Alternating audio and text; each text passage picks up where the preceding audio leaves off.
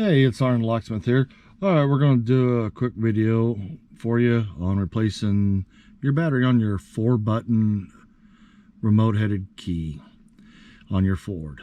This task here will call for a flat tip screwdriver and your battery, which is a CR2032.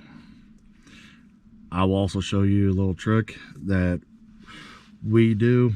You can do also. If you don't have a flat tip screwdriver, get you a quarter. You know, with it being a Ford, gotta have that in case you need to call somebody. If you do have your key ring on here, you will want to take it off for this. If you notice at the top there's an opening, go and put your quarter in there and it sits just nicely.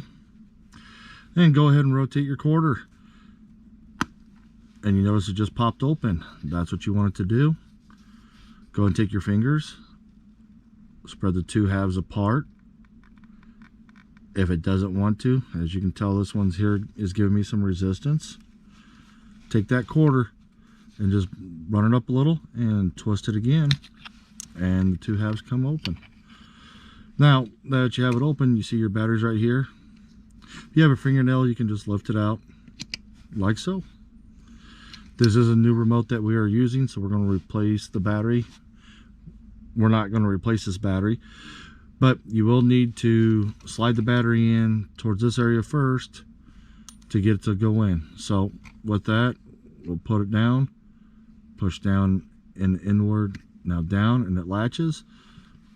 Take the back of your remote housing, that rubber seal, make sure it's in there.